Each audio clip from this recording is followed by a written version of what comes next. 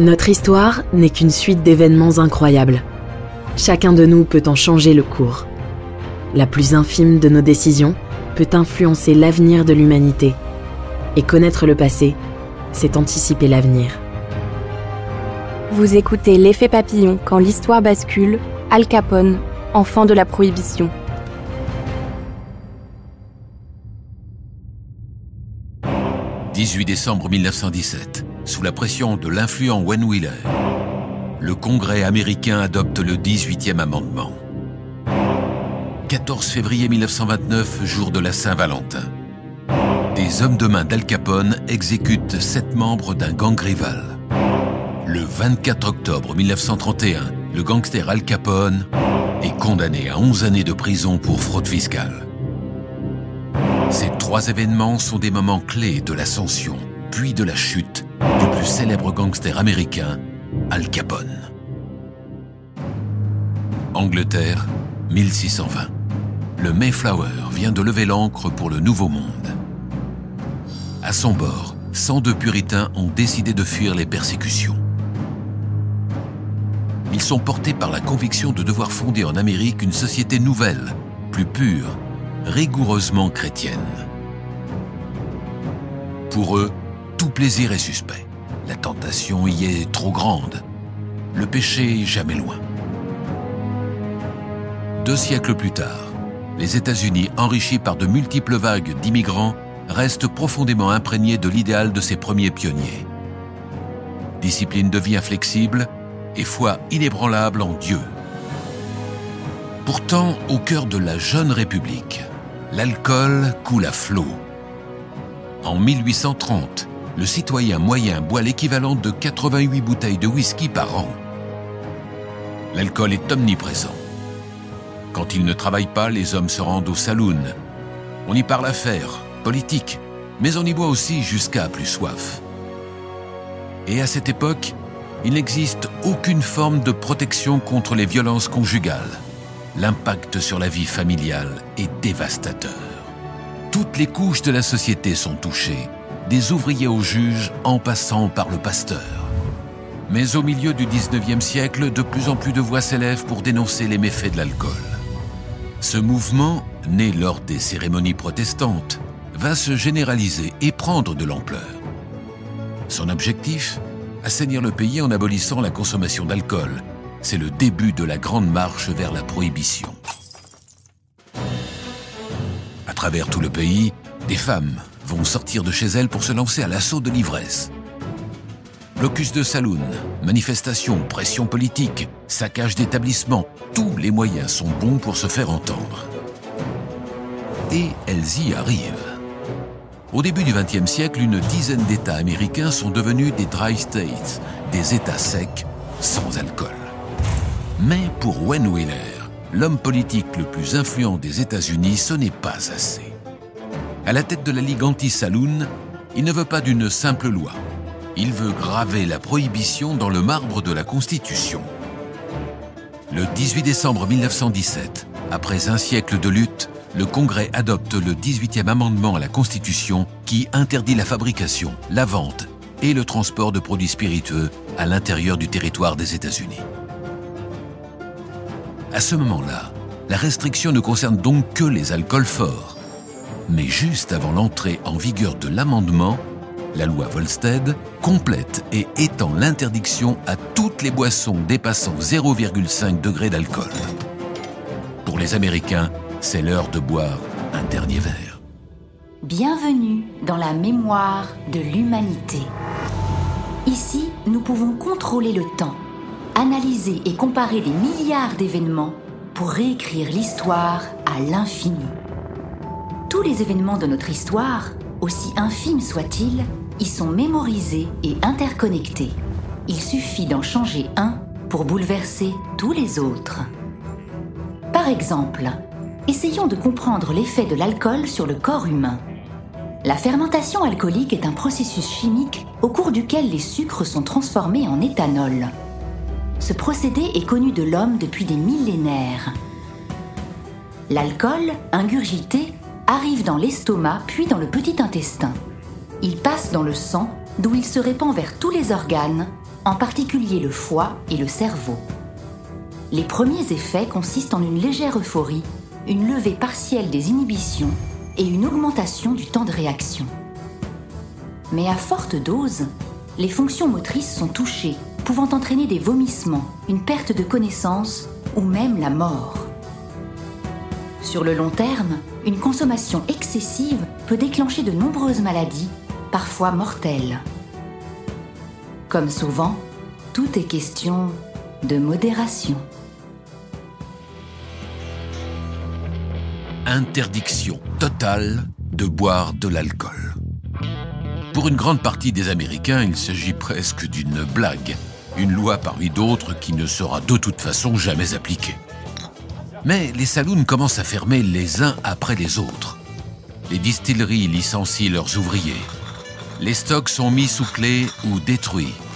Particulièrement visées les brasseries, généralement tenues par des immigrés allemands. Visiblement, c'est pour de bon. La loi est appliquée à la lettre et avec zèle.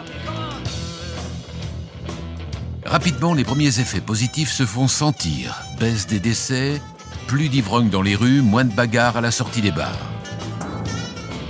Pour les propriétaires de saloons, il ne reste que deux options. Respecter la loi ou aménager leur cave en bar clandestin. C'est la naissance des speakeasies. Repère des moque-la-loi où l'on peut commander son bourbon au barman, mais à condition de chuchoter. Pour les ravitailler, les bootleggers, des contrebandiers, imaginent des stratagèmes de plus en plus ingénieux. Dans les campagnes, on se met à distiller son propre alcool, souvent de nuit, en pleine forêt, au clair de lune. Boire et enfreindre la loi n'est bientôt plus seulement un désir, mais aussi un devoir. On considère que le gouvernement n'a pas à dicter la conduite de chacun. Le président des États-Unis lui-même dispose de son stock personnel à la Maison-Blanche. Les speakeasies deviennent les nouveaux temples de la vie mondaine, lieux de culte d'une époque formidable, où les femmes ont conquis leur place aux côtés des hommes en même temps que leur droit de vote. Une époque où le jazz et le blues entêtent presque plus que le whisky clandestin. Une époque où les villes se couvrent de gratte-ciel. Une époque hors du temps, des années folles. Dans les 20 premiers mois d'application de la prohibition, 100 millions de litres d'alcool clandestin sont consommés aux yeux et à la barbe de l'État. Pour lutter contre les récalcitrants, les fédéraux disposent d'un budget de seulement 3 millions de dollars. Sur le terrain, on compte un agent pour 70 000 habitants. Rien que pour la ville de New York, on estime qu'il en faudrait 250 000. Et autant pour surveiller ces mêmes agents. Parce que l'administration n'est pas dupe. La corruption explose.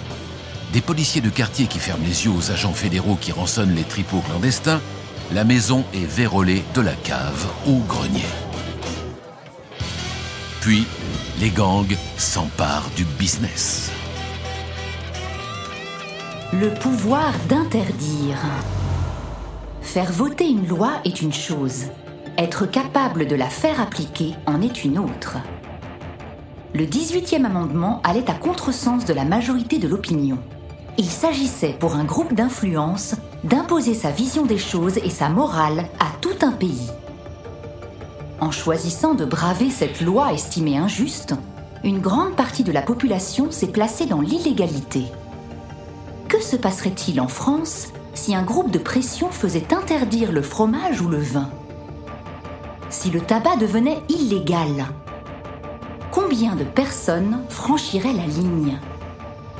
Toute la question, difficile à trancher, est de déterminer ce qu'il est juste d'interdire ou non. Doit-on légaliser le cannabis? L'héroïne? Les armes à feu? Dans tous les cas, il s'agit d'une privation de liberté individuelle autant que d'un problème de santé et de sécurité publique. La question est rendue encore plus complexe lorsque l'on sait que toute interdiction voit aussitôt l'apparition d'un réseau clandestin de contrebande. Le résultat ne risque-t-il pas d'être pire qu'à l'origine ? 1917. New York. Dans les vapeurs d'alcool et de tabac, un concert de jazz peut rapidement tourner en règlement de compte. L'homme, lacéré au rasoir, n'est pas prêt d'oublier ce qu'il vient de se passer. D'origine italienne, il fait partie de la mafia new-yorkaise. Il s'appelle Alfonso. On l'appellera bientôt simplement Al Capone. Fils d'immigrés, Al Capone commence tout en bas de l'échelle. Repéré pour ses talents particuliers, il devient l'homme de main du gangster Johnny Torrio. De tempérament violent, il quitte New York pour Chicago en 1918, histoire de se faire oublier. Mais se mettre au vert, c'est trop demander à Capone. Avec Johnny Torrio, il commandite l'assassinat du parrain local et occupe aussitôt la place. Trafic d'alcool, tripot, prostitution, racket, Capone trempe dans toutes les combines. Violent et dangereux, il agit vite et frappe fort. Les autorités ne sont pas une menace, elles sont faciles à corrompre. Son véritable ennemi, les gangs irlandais des quartiers nord. L'heure n'est pas au compromis, mais à la conquête de territoire. Sous la pression des balles irlandaises, Torrio fuit Chicago et rentre en Italie. Capone, seul, livre une guerre sans pitié à ses ennemis jurés. Les autorités, corrompues, ferment les yeux et le laissent faire le ménage. Celui qui contrôlera le trafic d'alcool contrôlera Chicago. Pourtant, aux yeux du grand public, Al Capone bénéficie d'une image de Robin des Bois, de prince des voleurs défiant une loi injuste. Haut en couleur, très médiatique, le malfrat ne se cache même plus. Opéra, manteau de fourrure, course de chiens et Cadillac blindé, il nargue les autorités, défie ses adversaires et fait même la une du Time. À 30 ans à peine, il est tout-puissant à Chicago. L'État de l'Illinois, corrompu jusqu'aux plus hautes fonctions, ne peut plus l'arrêter. 14 février 1929, jour de la Saint-Valentin. 7 membres du gang irlandais de Northside ont rendez-vous dans un entrepôt pour prendre livraison d'une cargaison. Soudain, des policiers débarquent. Personne ne résiste. Les gangsters irlandais savent parfaitement qu'ils seront libres sous peu. On leur demande de déposer leurs armes, de s'aligner face à un mur.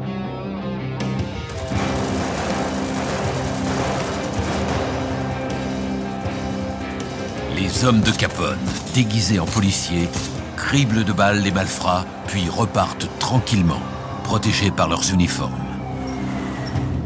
Derrière eux, une mare de sang et de douille encore chaude. Ce massacre de la Saint-Valentin va considérablement choquer l'opinion. Pour les autorités, c'est la goutte de trop. Toujours plus. Les gangsters qui bravent la prohibition vont se livrer une véritable guerre. D'abord équipés de simples revolvers, ils vont se doter d'armes automatiques et de véhicules toujours plus performants. La célèbre Tommy Gun, conçue par le général Thompson, est capable de tirer 700 coups à la minute. Cette cadence de tir élevée et son utilisation intensive par les gangsters lui valent les surnoms de « machine à écrire » ou « piano » de Chicago. Sur les mers, les navires des gardes-côtes devenus de plus en plus rapides perturbent les trafiquants qui ripostent en adaptant des moteurs d'avion sur leur hors-bord. À grande vitesse, ces moteurs alimentés au fioul d'avion risquent surchauffe et explosion. À chaque nouvelle arme, une nouvelle réponse toujours plus efficace. C'est la course à la violence. Atlantic City, mai 1929. Aujourd'hui, toute la pègre du pays s'est rassemblée pour faire cesser la violence qui nuit aux affaires et répartir les territoires. Cette conférence de gangsters est là pour jeter les bases d'un syndicat du crime à l'échelle des États-Unis. Tous ensemble, ils pourront corrompre qui ils voudront. Capone est une figure de la Réunion. Il est plus riche que jamais. Mais cet Italien difficilement contrôlable commence à agacer. Craignant un assassinat, Capone se fait arrêter et trouve temporairement refuge en prison. Mais d'autres personnes sont parties en chasse de l'ennemi public numéro 1. Sur les bords du lac Michigan, de plus en plus de voix s'élèvent contre la mainmise de la pègre sur la ville de Chicago.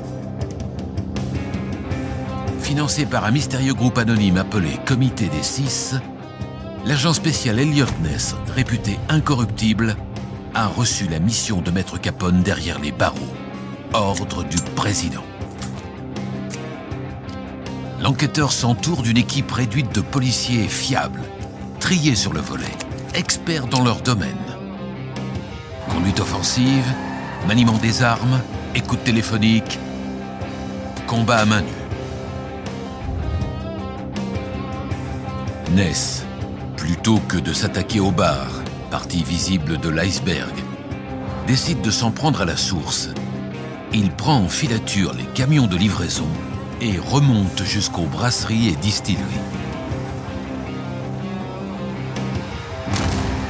Les descentes spectaculaires s'enchaînent. Les unes après les autres, les sources de Capone se tarissent. Mais le gangster doit faire face à un autre danger. Ness et son équipe ne sont que les muscles d'une opération plus globale.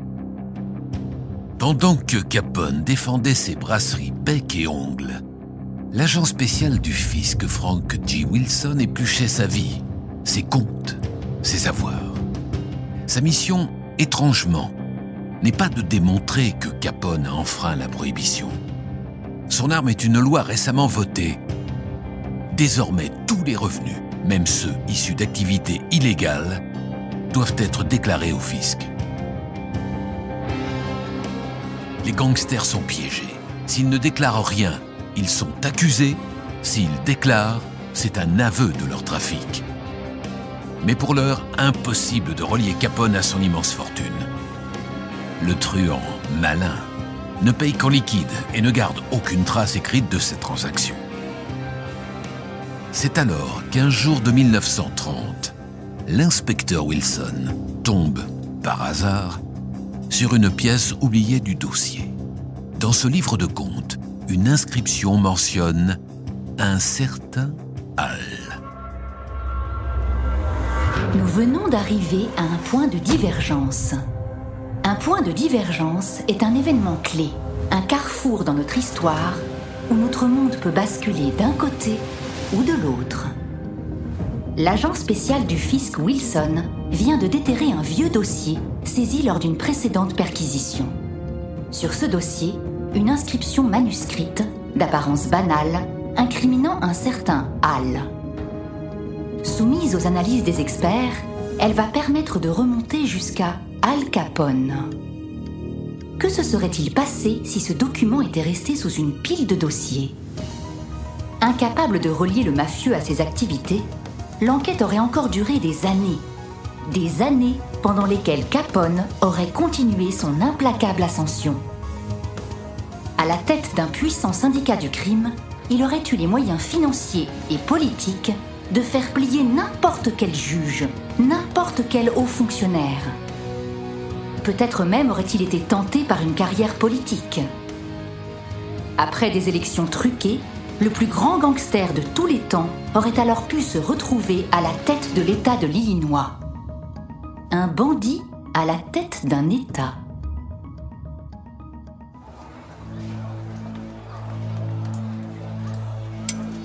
Al Capone, patron incontesté de la pègre de Chicago, doit répondre de 23 chefs d'accusation devant une cour fédérale. La machine judiciaire s'est mise en route et son but est de jeter le malfrat derrière les barreaux une bonne fois pour toutes.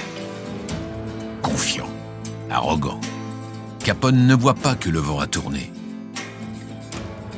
Fidèle à lui-même, il corrompt le jury. Mais à la surprise générale, le juge implacable le fait remplacer. Plus grave, nettement plus doué pour les passages à tabac que pour les procédures fiscales, Capone choisit mal ses avocats. Sa défense commet plusieurs erreurs. Le 24 octobre 1931, le verdict tombe. Capone est reconnu coupable d'évasion fiscale et est condamné à 11 années de prison ferme. Le truand a été vaincu par un comptable. Les menottes au poing, escorté par Elliot Ness, il a perdu son éternel sourire. La comédie est terminée. Le célèbre Al Capone ira croupir des années dans la non moins célèbre prison d'Alcatraz. Les agents de la prohibition ont gagné cette partie, mais ils ne vont pas tarder à déchanter. Car entre-temps, le 29 octobre 1929, l'économie américaine a connu l'une des pires journées de son existence. Le jeudi noir, le jour où 13 millions d'actions ont été bradées, où la bourse s'est effondrée, où l'Amérique est tombée à genoux. Cette crise financière sans précédent devient mondiale. Bientôt, devant le chaos économique, les lois puritaines et restrictives de la prohibition semblent hors de propos. L'État a besoin d'argent et veut rétablir les taxes sur l'alcool. Malgré des millions de bouteilles confisquées et plus de 53 000 condamnations, la prohibition est finalement vaincue de l'intérieur. Le 20 février 1933, le Congrès adopte le 21e amendement qui annule le 18e. Chaque État reste libre de gérer la question de l'alcool à sa convenance, mais l'État fédéral décide que ce n'est plus son problème. Les gangsters seront les premiers perdants dans l'affaire.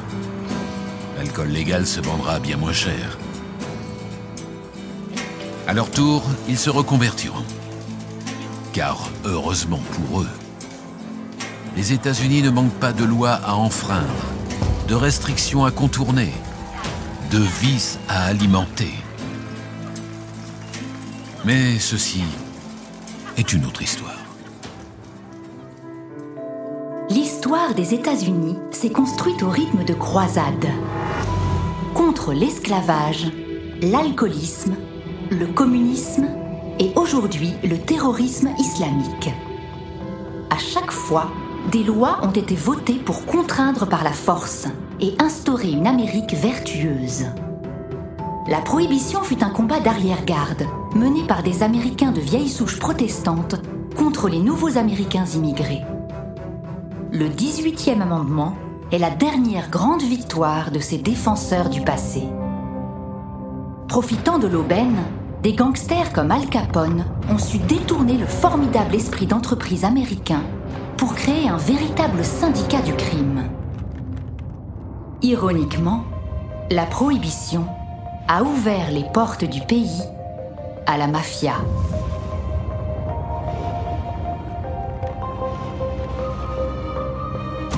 La liberté individuelle est, aux États-Unis, une valeur fondatrice. Dans un pays où chacun a le droit de faire ce qu'il veut et de vivre comme il l'entend, éduquer est souvent bien plus efficace qu'imposer. Vous venez d'écouter L'effet papillon quand l'histoire bascule. Si vous avez aimé ce podcast, vous pouvez vous abonner sur votre plateforme de podcast préférée et suivre Initial Studio sur les réseaux sociaux. L'effet papillon quand l'histoire bascule est une série de podcasts coproduite par Initial Studio, Madfilm et Triary Prod, adaptée de la série documentaire audiovisuelle Point de repère, coproduite par Madfilm et Triary Prod, créée par Pierre Lergenmüller et Jean Marr, et écrite et réalisée par Pierre Lergenmüller, avec les voix de Michel Roy et Karine Pinotto. Production exécutive du podcast, Initial Studio. Production éditoriale, Sarah Koskiewicz et Marie Agassan. Montage, Camille Legras. Avec la voix d'Alix Martineau.